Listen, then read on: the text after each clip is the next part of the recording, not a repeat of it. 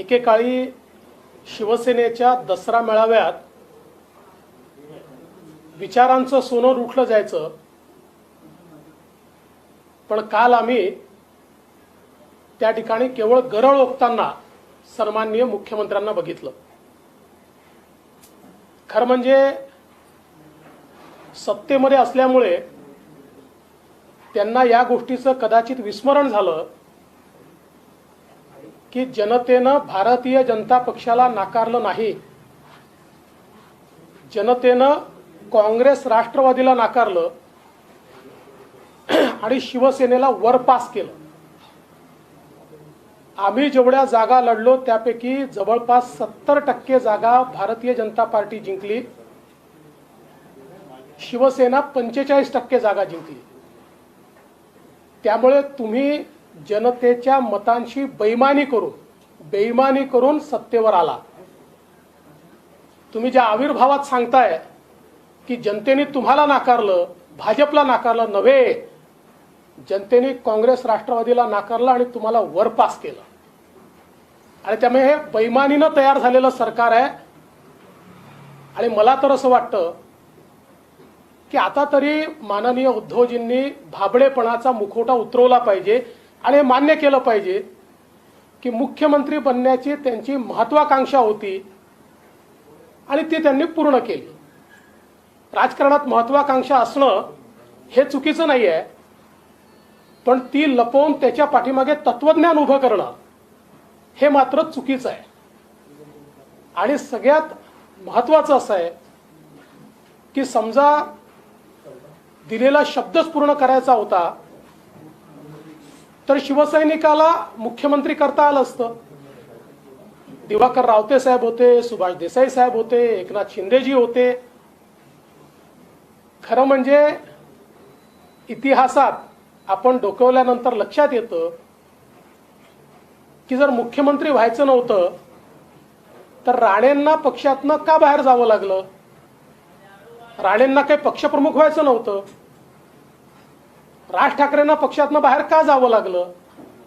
त्यामुळे ठीक आहे, तुमची महत्वाकांक्षा होती ती तुम्ही पूर्ण केली, पण त्याकरता आता आम्हाला दोष देणं थांबवा. 2 वर्ष तुम्ही मुख्यमंत्री पदावर आहात आणि आता तेच ते सांगून किती वर्ष तुम्ही काढणार आहात? खरं म्हणजे आपण जर या ठिकाणी बघितलं तर मुख्यमंत्री असं म्हणाले की आम्हाला महाराष्ट्राचा बंगाल करायचा आहे. बंगाल करायचं आहे म्हणजे काय करायचं आहे? ज्या बंगालमध्ये युनियनबाजीमुळे आणि एक्स्टॉर्शनमुळे एकही उद्योग टिकलेला नाही, जो कोलकाता देशाची आर्थिक राजधानी होता, त्या कोलकातामध्ये आज अवस्था काय आहे? आणि तुम्हाला बंगाल करायचा आहे म्हणजे तुमच्या विरोधात जो बोलेल त्याचे हातपाय छाटून, त्याचं मुंडकं छाटून त्याला फासावर लटकवायचं आहे, अशा प्रकारचा महाराष्ट्र तुम्ही घडवणार आहात का? भारतीय जनता पार्टी स्पष्टपणे या ठिकाणी आम्ही सांगू इच्छितो, जोपर्यंत आमच्यात रक्ताचा एकही थेंब आहे आम्ही महाराष्ट्राचा बंगाल होऊ देणार नाही. महाराष्ट्र महाराष्ट्रच राहील. काय वाटेल ते आणि कोणाचे काही मनसुबे असले तरी ते मनसुबे उधळून लावू, पण महाराष्ट्राचा बंगाल हा आम्ही या ठिकाणी कुठल्याही हालतीत होऊ देणार नाही. काल माननीय मुख्यमंत्र्यांनी संघ राज्य व्यवस्थेवरच प्रश्नचिन्ह उभं केलं आणि व्यवस्था बदलली पाहिजे. म्हणजे काय? भारतरत्न डॉक्टर बाबासाहेब आंबेडकरांचं संविधान बदलण्याचे मनसुबेच काल त्यांनी बोलून दाखवले. काहीही झालं तरी भारतरत्न डॉक्टर बाबासाहेब आंबेडकरांचं संविधान हे बदललं जाणार नाही, ते कोणी बदलू शकणार नाही. त्यामुळे हे संविधान बदलण्याचे जे मनसुबे आणि हा जो छुपा अजेंडा काही कम्युनिस्ट लोकांना सोबत घेऊन या ठिकाणी आणि तशाच डाव्या विचाराच्या काही पक्षांना सोबत घेऊन हा जो काही मनसुबा तुम्ही रचताय तो मनसुबा आम्ही कधीच पूर्ण होऊ देणार नाही, हे देखील त्यांनी लक्षात घेतलं पाहिजे. ईडी आणि सीबीआय या संदर्भात ते बोलले. ईडी सीबीआय का येते आहे? ती आम्ही नाही आणली, ती उच्च न्यायालयाने त्या ठिकाणी आणली.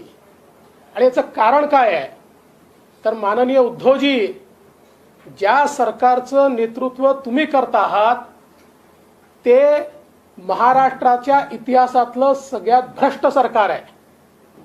आणि तुम्ही हे लक्षात ठेवा की इतिहासामध्ये याची नोंद होईल की हे महाराष्ट्राच्या इतिहासातलं सगळ्यात भ्रष्ट सरकार आहे.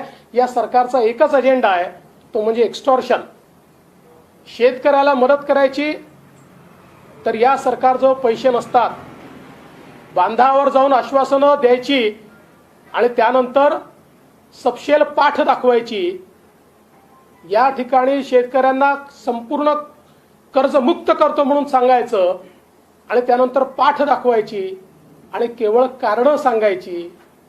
त्यामुळे या ठिकाणी ईडी सीबीआय याकरता आली की जो भ्रष्टाचार चाललेला आहे, मला तर असं वाटतं की राज्याचे प्रमुख म्हणून या ठिकाणी IT विभागाच्या रेड्समधनं जे त्यांनी सांगितलेलं आहे, तुम्हाला झोपच यायला नको की राज्यामध्ये इतकी प्रचंड अशा प्रकारची दलाली चाललेली आहे. आणि खरं म्हणजे दलाली तर आता या स्तरावर पोचली आहे की काही मंत्र्यांकडे ITच्या रेडमध्ये असं लक्षात येत आहे की काही मंत्र्यांकडे वसुलीचं सॉफ्टवेअर तयार केलेलं आहे आणि त्यातनं अलर्ट घेतले जात आहेत कोणाकडनं किती वसुली करायची आहे. हे या ठिकाणी जर चालत असेल तर या महाराष्ट्रामध्ये खऱ्या अर्थानं ईडी सीबीआय ही येणारच आहे. त्यामुळे ईडी सीबीआय याचं भय कोणाला असेल? ज्यांनी या ठिकाणी काही केलं असेल त्याला भय असेल. मी तर अतिशय स्पष्टपणे सांगतो, माननीय आमचे पंतप्रधान नरेंद्र मोदीजी हे एजन्सीजच्या वापराच्या पूर्णपणे विरोधात आहेत आणि ते कधीही एजन्सीजचा गैरवापर करू देत नाहीत. ते एजन्सीच्या कामात मध्येही येत नाहीत आणि त्यांना राजकीय वापराकरता कधी त्यांचा वापरही करत नाही. अन्यथा जर एजन्सीचा वापर हा जर केला असता तर तुमचं अर्ध मंत्रिमंडळ आज जेलमध्ये असतं. पण आम्ही लोकशाहीवर विश्वास ठेवणारे लोक आहोत, त्यामुळे अशा प्रकारे जसं मागच्या काळामध्ये काँग्रेस आणि त्याच्या सोबतच्या पक्षांनी एजन्सीचा दुरुपयोग केला तसा दुरुपयोग आम्ही कधीच करणार नाही, आमचे नेते करणार नाहीत. पण एक गोष्ट निश्चित आहे, भ्रष्टाचार खणून काढल्याशिवाय मोदीजी स्वस्थ बसणार नाही. जे भ्रष्टाचारी असतील त्यांनी घाबरायचं आणि जे भ्रष्टाचारी नसतील त्यांनी घाबरण्याचं कारण देखील नाही. एकूणच कालच्या मेळाव्यामध्ये न विचार होता न सोनं होतं. कालच्या मेळाव्यामध्ये केवळ मुख्यमंत्र्यांचं फ्रस्ट्रेशन हे त्यांच्या तोंडून बोलत होतं आणि असंघाशी संघ केला की अशाच प्रकारचं फ्रस्ट्रेशन होईल आणि अशाच प्रकारचं वक्तव्य या ठिकाणी निघेल. आणि म्हणून मी केवळ एवढंच सांगतो, भारतीय जनता पार्टीला नामोहरम करण्याचा तुम्ही कितीही प्रयत्न केला तरी आमचा जो पायवा आहे तो इतका भक्कम आहे की त्याच्या भरोश्यावर आम्ही उभेच राहू. आणि म्हणून तुम्ही सत्ता वापरली, पैसा वापरला तरी देखील या ठिकाणी नंबर 1चा पक्ष भारतीय जनता पक्षच होतो, हे आपण लक्षात घेतलं पाहिजे. एक मिनिट पहिले मराठीमध्ये प्रश्न पुढच्या 22 महिन्यामध्ये 331 पत्र मुख्यमंत्र्यांना दिले माहिती. आता हा विषय नाही. सरकार काढून टाकवा आणि छापा टाकून काटा काढण्याचा प्रयत्न होता असं टीका केली. सरकार पाडून दाखवा असं जे ते दरवेळेस म्हणतात, ज्या दिवशी पडायचं आहे ना त्या दिवशी समजणारे नाही. एवढंच सांगतो की आम्हाला त्याच्यामध्ये आत्ता इंटरेस्ट नाही, आम्हाला जनतेच्या प्रश्नांमध्ये इंटरेस्ट आहे. आणि मी तुम्हाला सांगतो, सरकार पाडून दाखवा. अरे काम करून दाखवा, जनतेचे प्रश्न सोडवून दाखवा, शेतकऱ्यांना दिलासा देऊन दाखवा, शेतकऱ्यांशी संवाद करून दाखवा, शेतकऱ्यांची भेट घेऊन दाखवा. सरकार मिळालंय ना, नुसत्या या ठिकाणी पाडून दाखवाच्या गर्जना काय करता, एकदा चालून तर दाखवा. तर त्यांनी तुम्हाला सत्ता पेपासून म्हटलेलं आहे, मोठा पक्ष म्हणतात पण उमेदवार उपरे आणतात भाजप, असंही त्यांनी म्हटलंय. पंढरपूर झालं, आता याचं उत्तर हे कालच आमच्या अध्यक्षांनी दिलं आहे. त्यांचा अर्धा पक्षच उपऱ्यांच्या भरोश्यावर तयार झालाय. त्यांनी आम्हाला सांगावं, अरे उमेदवार नव्हतं म्हणून आम्ही उमेदवार दिलेत त्यांना, त्यामुळे त्यांनी आम्हाला सांगावं. सर, त्यांनी एनसीपीच्या रेडवर पण बोलले आहे आणि म्हटलंय की महाराष्ट्रातच फक्त होत आहे काय सगळं. खरं म्हणजे एखाद्या मुख्यमंत्र्यांना याचा आनंद झाला पाहिजे की ड्रग्सच्या विरोधात एक मोठी लढाई या ठिकाणी लढली जाते. मुंबईमध्ये ड्रग्सचा विळखा हा हळूहळू वाढू लागलेला आहे आणि अशा परिस्थितीमध्ये आमची जी युवा पिढी आहे, या युवा पिढीला बर्बाद होण्यापासून वाचवायचं असेल तर ड्रग्सच्या विरुद्ध लढाई ही लढावीच लागेल. माझा त्यांना सवाल आहे, तुम्ही कोणाच्या बाजूने आहे ठरवा.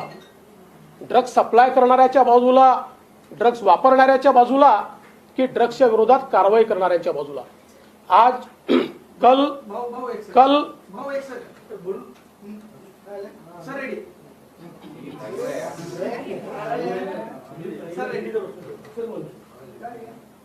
कल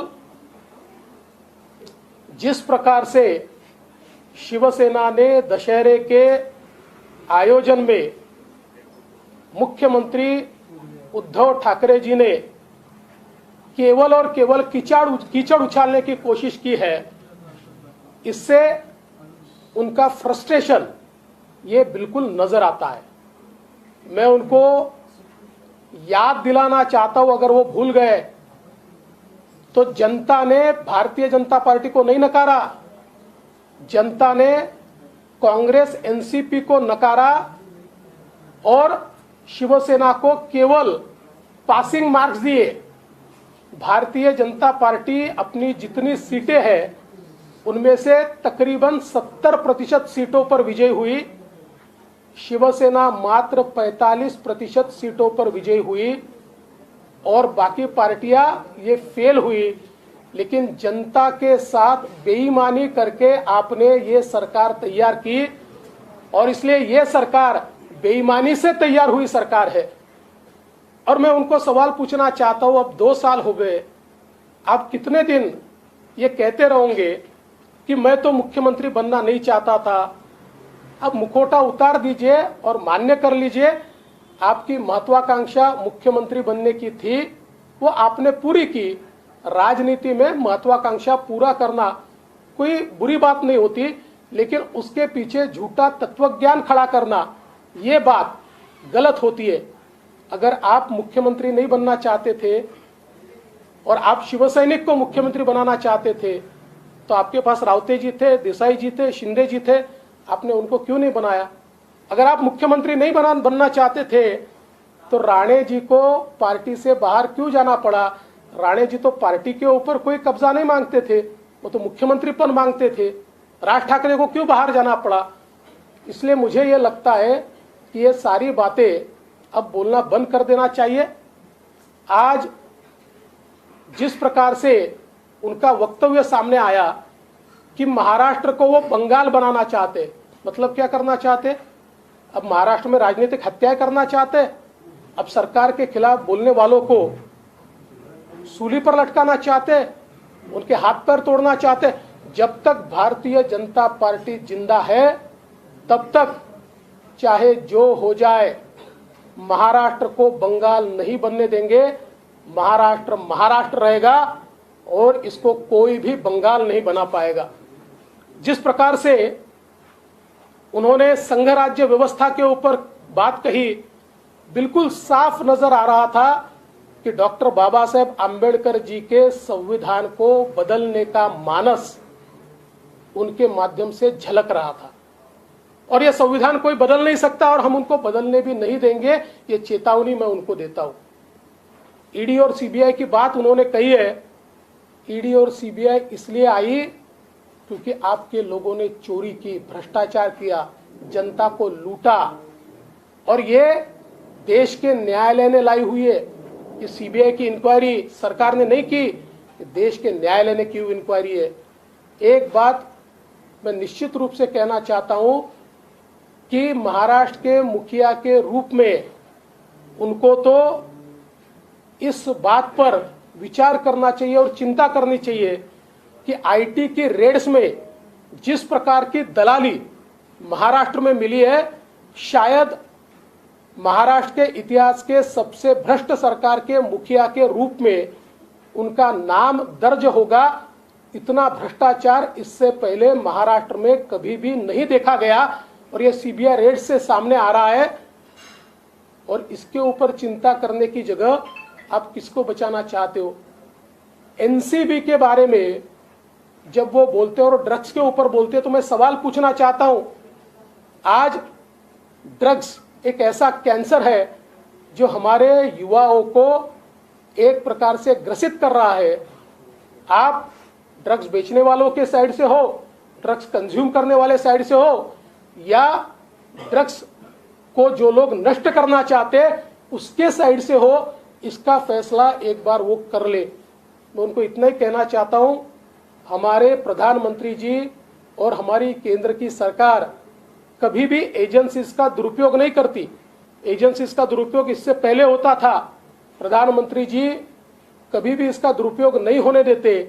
अगर इसका दुरुपयोग होता तो आपका आधा मंत्रिमंडल जेल में होता, ये आप समझ लीजिए। लेकिन हम लोकतंत्र में विश्वास करने वाले लोग हैं और प्रधानमंत्री जी ये एथिकल पॉलिटिक्स करते हैं, इसलिए कभी भी इस प्रकार की एजेंसीज को उसका गैर इस्तेमाल ये प्रधानमंत्री जी के माध्यम से नहीं होता है।